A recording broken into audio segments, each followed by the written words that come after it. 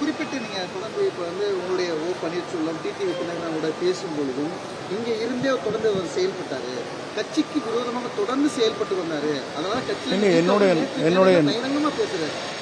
அவர் பகிரங்கமாக பேசட்டும். நேற்று கூட்டங்களே உங்களுக்கு தெரியும்.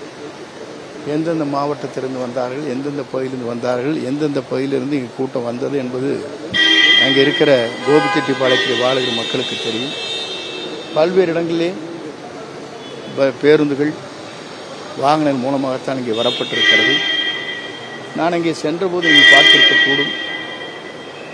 2 இடங்களிலே வந்த கூட்டங்கள் எவ்வளோ என்பதை நீங்கள் அறிவீர்கள்.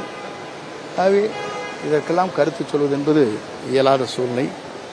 ஒருவர் இயக்கத்திலிருந்து தான் பிரிந்ததற்கு பிறகு ஒருவரை பற்றி விமர்சனம் செய்வது என்பது ஒரு நல்ல நடைமுறையாக இருக்காது. அதை அவர் பின்பற்ற வேண்டும். ஏனென்று சொன்னால் எல்லோரையும் ஒருங்கிணைக்க வேண்டும் என்பதற்கு தான் நான் பேசினேன் தவிர இல்லை என்றால் பேசுவதற்கு வாய்ப்பில்லை. 2 ஆண்டு காலத்தில் ஒரு நாளாவது ஓபிஎஸோட டிடிவியோட நான் பேசியிருக்கிறேன் என்று சொல்ல முடியாது.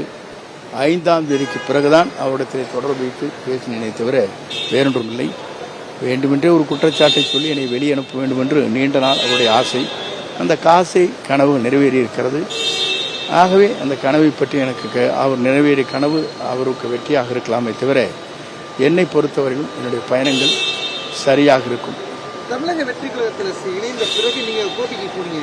ஈரோட்டில் வரவேற்பு, கோயம்புத்தூரில் வரவேற்பு, இந்த எழுச்சியை பயணம் எப்படி நீங்கள் பார்க்குறீங்க?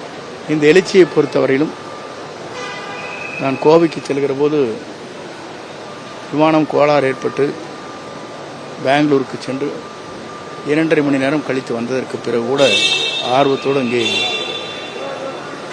கழகத் தோழர்கள், தமிழக வெற்றி கழகத்துடைய தோழர்கள் ஆர்ப்பரித்து நின்றார்கள். அப்படி என்றால் 4 மணி நேரம் காத்திருக்கிறார் என்று சொன்னால் அது எவ்வளவு வேகமாக அந்த பயணங்கள் மேற்கொண்டிருக்கிறார்கள் அந்த தொண்டர்கள் என்பதை நீங்கள் அறிவீர்கள். பல்வேறு திருமணங்களுக்கு செல்கிற போது எல்லோருமே என்னோடு படம் எடுத்துக் கொண்டார்கள். கேட்கின்ற போது கல்லூரியில் படிக்கின்ற மாணவ மாணவிகள் அப்போது சொன்னார்கள், ஒரு மாற்றத்தை நாங்கள் விரும்புகிறோம் என்று குறிப்பிட்டார்கள். இல்லை தொடர்ந்து கேட்டது சரி, நாளைக்கு பேசுவோம்.